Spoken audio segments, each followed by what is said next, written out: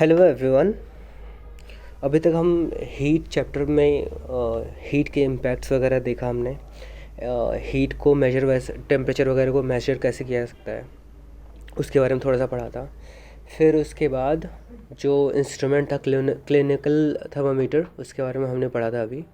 और उसके बाद उसका यूज़ हमने देखा था। और यूज़ कैसे, वो जो नॉर्मल एनालॉग जो थर्मामीटर होता है, जो मरकरी वाला थर्मामीटर होता है, उसका यूज़ करना हमने देखा था। अब हम आगे कंटिन्यू करेंगे, डिजिटल थर्मोमीटर्स के बारे में अब पढ़ेंगे। इसके बारे में क्या कह रहा है, ये सिर्फ और सिर्फ कन्वीनियंस के लिए ही है। जहाँ पे भी डिजिटाइजेशन, देखो आज के टाइम में डिजिटाइजेशन बहुत तेज़ी से हो रहा है। हर चीज़ में डिजिटल चीज़ें आ रही है। जैसे पहले घड़ी होती थी, एनालॉग होती थी। आज जो है डिजिटल घड़ी बहुत ज़्यादा चलने लगी है। डिजिटल घड़ी चल क्यों रही है इतनी ज़्यादा?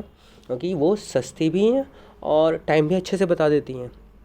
इसमें इतनी सारी प्रॉब्लम्स नहीं आती। जैसे एनालॉग जो घड़ी होती थी, उसका जो है सेल वगैरह अगर डाई आउट हो रहा है, अगर वो बैटरी डिस्चार्ज हो रहा है धीरे धीरे करके, तो हो सकता है उसका जो सुई थी वो थोड़ा सा स्लो हो जाए। लेकिन डिजिटल वाले में ऐसी प्रॉब्लम ही नहीं है। डिजिटल वाले में क्या है कि अगर बैटरी अगर डाउन हो रही है, ड्राई आउट हो रही है, तो क्या होगा कि वो जो सिग्नल्स हैं उसमें उसमें जो डिजिटल प्रिंट्स आ रहे हैं वो थोड़ा सा फेड होने लगते हैं। बाकी एक्यूरेसी में कभी कोई प्रॉब्लम नहीं आती। इसीलिए जो है हम डिजिटल ज़्यादा आज के टाइम में यूज़ कर रहे हैं। हालांकि एनालॉग का अपना अलग ही वैल्यू है। तो आज के टाइम पे एनालॉग वाली जो घड़ियाँ आती हैं वो थोड़ी सी रिलेटिवली महंगी आने लगी हैं। खास करके जो भी आप लग्जरी आइटम्स में जाओगे, लग्जरी वाले रेंज में, लग्जरी घड़ियों में मैक्सिमम के ऑलमोस्ट सभी एनालॉग ही आती हैं। तो जो सुई वाली घड़ी होती है उनको एनालॉग बोलते हैं, और जो ये डिजिटल वाली आपको पता ही है, ठीक है, जिसमें एक डिजिटल डिस्प्ले होता है, उसी के ऊपर सारे नंबर्स आते हैं। इसके बारे में कह रहा है, digital thermometers are preferred over conventional mercury thermometer. Digital thermometers are easy to read because it gives LCD display of temperature of the person. They are also mercury free. अब देखो मरकरी का क्या है, मरकरी थोड़ा सा harmful हो सकता है इंसान के लिए। अगर मरकरी उसमें से बल्ब में से टूट के बाहर निकल आता है तो वो जो है थोड़ा सा टॉक्सिक होता है, जो हमारे हेल्थ के लिए अच्छा नहीं होता। और दूसरा, मरकरी थर्मोमीटर्स जो है वो बड़ी बड़ी सावधानी से रखना पड़ता है। पूरा का पूरा जो है वो शीशे का है। अगर वो हल्के से गिर गया तो वो सारा का सारा, वो पूरा का पूरा थर्मोमीटर टूट जाता है। और ये वाला डिजिटल थर्मोमीटर को देखो तो ये एक प्लास्टिक थर्मोमीटर होता है। पहली बात तो ये, इसका जो बल्ब होता है उसमें भी बहुत ज़्यादा डेलिकेसी की ज़रूरत नहीं होती है, बहुत ज़्यादा डेलिकेट नहीं होता है। और इसमें सेल्स लगते हैं। सेल्स जब तक प्रॉपर चार्ज्ड हैं तब तक जो है वो अपना पूरा काम ढंग से करेगा, ठीक है। तो यही सारे रीज़न्स हैं कि इनको प्रेफर किया जाता है। ये थोड़ा सा लाइट वेट भी होता है, इनको इजी टू कैरी होता है, ठीक है। ये डेलिकेट उतने नहीं होते हैं और ये इजी टू रीड होता है। जो मरकरी थर्मोमीटर्स होते हैं उनको पढ़ पाना थोड़ा सा मुश्किल होता है। उसको थर्मोमीटर को एक पर्टिकुलर एंगल पे देखना पड़ता है। उस पर्टिकुलर एंगल पे वो जो मरकरी होता है वो शाइन कर रहा होता है। तो वो मरकरी जहाँ तक शाइन कर रहा है उस पर्टिकुलर जगह पे देखना होता है कि इस पर्टिकुलर जगह पे रीडिंग क्या दी हुई है। तो उस रीडिंग को ही बोल देते हैं कि ये है पर्टिकुलर इस अभी जिस ऑब्जेक्ट का टेम्परेचर मेजर किया गया, यही है उस पर्टिकुलर ऑब्जेक्ट का टेम्परेचर, ठीक है। और उसकी जगह पे इसमें है डिजिटल वाले में, ये आप देखते, कोई भी अगर जिसको गिनती आती हो, गिनती पढ़ने आती हो, वो भी देख के वो बता सकता है कि कितना टेम्परेचर है, ठीक है। तो ये थोड़ा सा ज़्यादा कन्वेंशनल हो गया, वो थोड़ा सा टफ हो जाता है, ठीक है। और जो थोड़ा सा डिजिटल वाला है, मॉडर्न है, तो ये थोड़ा ज़्यादा इजी होता है, इजी टू रीड है। आगे बढ़ते हैं, laboratory thermometer. Laboratory thermometer has a long narrow glass tube. It has a bulb at one end containing mercury. It has a scale marked in degrees Celsius. The range of a laboratory thermometer is generally from -10 degree Celsius to 100 degree Celsius. अब देखो यहाँ पे आपको एक और काम दे रहा हूँ आपको। काम ये है कि -10 डिग्री सेल्सियस को फ़ारेनहाइट में चेंज करना है और 110 डिग्री सेल्सियस को भी फ़ारेनहाइट में चेंज करना है। और पता करना है कि इस स्केल को अगर मैं फ़ारेनहाइट में नाप रहा होता तो उसका रेंज कहाँ से कहाँ तक होता, ठीक है। तो मुझे लगता है क्लियर है। और इस थर्मोमीटर को आप देख के बोल सकते हो, जो कन्वेंशनल जो थर्मोमीटर होते हैं, क्लिनिकल थर्मोमीटर, बिल्कुल वैसे ही होते हैं, बस इसका रेंज थोड़ा सा ज़्यादा है उस जो क्लिनिकल थर्मोमीटर है उनके कंपैरिजन में। क्लिनिकल थर्मोमीटर का यूज़ बस आदमी का टेम्परेचर ही नापने के लिए आता है। तो आदमी का टेम्परेचर जो है मैक्सिमम जहाँ तक जा सकता है और मिनिमम जहाँ तक जा सकता है बस उसी टेम्परेचर के रेंज में वो दिया जाता है। और लेबोरेटरी थर्मामीटर में तो बहुत ज़्यादा रेंज हो जाता है, तो इसीलिए जो है इसका रेंज थोड़ा सा ज़्यादा होता है। क्लियर होगा, मैं आई होप। आगे बढ़ते हैं। Measuring temperature with a laboratory thermometer. Laboratory thermometer से कैसे टेम्परेचर नापा जाता है उसके बारे में बात कर रहे हैं। Take some tap water in a beaker. एक बीकर इसी तरह का, ये कोनिकल फ्लास्क टाइप का होता है। ये कोनिकल फ्लास्क इसको बोलते हैं। बीकर जो है ये सिलेंड्रिकल ऐसा करके कुछ शेप होता है, ठीक है। तो ये जो है ये बीकर नहीं है, ये कोनिकल फ्लास्क हो सकता है। उसके बाद उसमें कह रहा है कि dip the thermometer in the water so that the bulb of the thermometer does not touch the bottom or the sides of the beaker. Hold the thermometer vertically, the mercury level rises. Wait till the level of mercury becomes steady. Note the level of mercury. This will be the temperature of the water. अच्छा, इसमें एक चीज़ कह रहा है, इस पूरे paragraph में एक इम्पॉर्टेंट बात ये कही हुई है कि इस थर्मामीटर को ऐसे इस बीकर में डालना है कि ये बीकर के जो सरफेस है इसको टच ना करे, ना ही साइड से ना ही बॉटम पे। क्यों कह रहा है ऐसा? उसके पीछे रीज़न ये है कि ये जो बीकर है, बीकर के अंदर जो लिक्विड है उसका टेम्परेचर कुछ और होगा, और रिलेटिवली जो बीकर का जो सरफेस है इसका टेम्परेचर हल्का फुल्का डिफरेंस हो सकता है, ठीक है। तो ये जो हल्का फुल्का टेम्परेचर डिफरेंस है वो उसकी वजह से गलत मेजरमेंट आ सकता है, ठीक है। इसीलिए अवॉइड करने को बोला जाता है कि सरफेस को वो उसका जो भी थर्मामीटर है उसका जो बल्ब है वो इस जो है ये जो फ्लास्क है या फिर जो बीकर है उसके सरफेस को टच ना करे। सरफेस को टच करेगा तो रीडिंग्स जो आएंगी वो एक्यूरेट रीडिंग नहीं होगी, वो एक एरर हो सकता है एक तरीके का, ठीक है। जो हमें डिज़ायर्ड टेम्परेचर चाहिए था उससे डिफरेंट टेम्परेचर ये शो कर सकता है। आगे बढ़ते हैं। Transfer of heat. Transfer of heat में कह रहा है heat flows from a body at a higher temperature to a body at a lower temperature. ये हमने पहले भी डिस्कस कर लिया है। This is called transfer of heat, ठीक है। Heat is transferred in 3 different veg.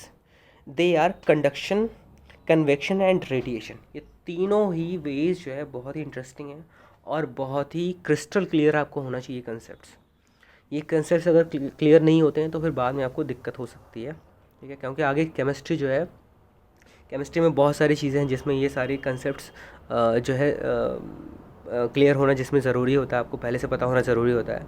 Lab में ऐसे बहुत सारे एक्सपेरिमेंट्स कर रहे होते हैं जिसमें ये तीनों ही वेज में कोई भी मतलब कई सारे ऐसे एक्सपेरिमेंट्स हैं जिसमें कंडक्शन ज़रूरी है, कई सारे ऐसे हैं जिसमें कन्वेक्शन ज़रूरी है, कई सारे ऐसे हैं जिसमें रेडिएशन ज़रूरी है। तो हमें ये डिफरेंस पता होना बहुत ही ज़्यादा ज़रूरी है। फिगर में भी यही दिया हुआ है। हीट फ्लोज, देखो कोई सा भी मेथड है, कंडक्शन हो, कन्वेक्शन हो या फिर रेडिएशन हो, हीट हमेशा ही जो है हॉट ऑब्जेक्ट से कोल्ड ऑब्जेक्ट की तरफ ही फ्लो कर रहा है, ठीक है। तो ये चीज़ तो यूनिवर्सल, ये इसको एक वो मान लो, यूनिवर्सल एक स्टेटमेंट मान लो कि हमेशा जो हीट होगा वो जो ज़्यादा टेम्परेचर वाला ऑब्जेक्ट है उस ऑब्जेक्ट से जो लोअर टेम्परेचर वाला ऑब्जेक्ट है उसमें ही फ्लो करेगा, ठीक है। इसी तरीके से फ्लो करता है। ऐसा नहीं हो सकता कि जो है लोअर टेम्परेचर से हायर टेम्परेचर की तरफ जो है मूव कर रहा हो हीट नॉर्मली। इसमें एक और इम्पॉर्टेंट टर्म है, स्पॉन्टेनियस प्रोसेस है ये, ठीक है। स्पॉन्टेनियस के अलावा मैं कोई और प्रोसेस करा के एक पर्टिकुलर कंडीशन दे के हम हो सकता हो कभी भी रिवर्स प्रोसेस भी करा सकते हो, लेकिन उसके बारे में अभी हम बात नहीं कर रहे हैं। लेकिन एक ये वर्ड याद रखना है, कीवर्ड है कि स्पॉन्टेनियस प्रोसेस है ये, ठीक है। आगे बढ़ते हैं। कंडक्शन के बारे में बात करी जा रही है। इसमें क्या कह रहा है, conduction is the process by which heat is transferred in solids from the hotter end to the colder end. Conduction के बारे में ये है कि जो हीट फ्लो कर रहा है इसमें एक ऑब्जेक्ट से दूसरे ऑब्जेक्ट में नहीं हो रहा है, एक ही ऑब्जेक्ट के अंदर जो है फ्लो हो रहा है हीट, ठीक है। जैसे कई बार होता है कि आप कोई भी यूटेंसिल आपने लिया, बर्तन वगैरह लिया और बर्तन को आग के चूल्हे पे रख दिया, ठीक है। तो चूल्हा सबसे पहले नीचे की सरफेस को गर्म करता है और धीरे धीरे वो चूँकि मेटेलिक है पूरा का पूरा यूटेंसिल, तो कुछ देर में तुम्हारे हैंडल के पास भी आता है। अगर हैंडल प्लास्टिक का नहीं है तो आपको जो है हल्का सा हीट महसूस होगा। तो इससे ये चीज़ क्लियर है कि अगर हीट फ्लो कर रहा है हॉटर एंड से कूलर एंड तक, कोल्डर एंड तक, और विद इन ए मटेरियल है अगर वो, तो अगर इस तरीके का प्रोसेस चल रहा है एक पर्टिकुलर एक ही इंस्ट्रूमेंट के अंदर, एक ही ऑब्जेक्ट के अंदर, तो इस प्रोसेस को क्या बोलते हैं? कंडक्शन। ठीक है, ये ज़्यादातर मेटल्स में होता है, जो धातु होते हैं या फिर मेटल्स होते हैं, उसी में ये कंडक्शन प्रोसेस ज़्यादा इजीली हो पाता है। इसके बारे में एक्टिविटी करने के लिए बोला हुआ है। एक्टिविटी में है, टेक एन आयरन और एल्यूमिनियम रॉड और strip, fix a few wax pieces on at equal distances, clamp the rod to a stand, heat the other end of the rod, the wax pieces begin to melt and fall down from the heated end. This shows that heat is transferred from the hotter end to the colder end by conduction. तो ये जो है आपको clear हो गया होगा मुझे लगता है। इसमें क्या कर रहा है, इस तरह का एक सेटअप लेंगे। इस सेटअप में क्या करेंगे कि जगह जगह पे ऐसे वैक्स लगा दिया है, ठीक है, और जिस एंड पे मैंने ये कैंडल जलाया हुआ है, उस एंड से सबसे पास में जो वैक्स वाला पार्ट होगा वो पहले मेल्ट करेगा, फिर उससे दूर वाला, फिर उससे दूर वाला, और सबसे दूर जो वैक्स वाला पार्ट होगा वो सबसे आखिरी में मेल्ट करता है। तो इससे पता चलता है कि हीट जो है धीरे धीरे करके इस एंड से इस एंड तक ट्रांसफ़र हो रहा था। तो अगर एक ही ऑब्जेक्ट में with in an object, with in a material अगर हीट ट्रांसफ़र हो रहा है, तो इस mode of transfer of heat को क्या बोलते हैं? कंडक्शन। ठीक है, तो आई थिंक ये क्लियर हो गया होगा आपको। आगे बढ़ते हैं। कंडक्शन में क्या कह रहा है? Transfer of heat through direct contact. Direct contact होता है, ठीक है, occurs any time objects at different temperature are touching each other. अगर दो अलग अलग ऑब्जेक्ट्स हैं वो एक दूसरे को टच भी करें तो भी ऐसा हो सकता है। as long as the object are in contact, transfer of heat will continue until the temperature of the objects is the same. इसके बारे में वही कह रहा है कि मान लो ये मेरे पास एक ऑब्जेक्ट है और ये दूसरा ऑब्जेक्ट है, दोनों एक दूसरे से मान लो जुड़े हुए हैं, ठीक है। तो मान लो ये 23 डिग्री पे है और ये मान लो 25 डिग्री पे है, तो सीधी सी बात है हीट कहाँ से कहाँ फ्लो होगा? हीट 25 से 23 तक फ्लो होगा। और कब तक फ्लो होगा? जब तक दोनों का ही टेम्परेचर इक्वल ना हो। मतलब हो सकता है दोनों का टेम्परेचर जैसे ये 24 हुआ और ये भी 24 हुआ, उसके बाद हीट ट्रांसफ़र बंद हो जाएगा, दोनों ही 24 पे आके रुक जाएंगे, ठीक है। तो हीट फ्लो या फिर हीट फ्लो कब तक होगा? जब तक दोनों ही ऑब्जेक्ट का टेम्परेचर इक्वल ना हो जाए।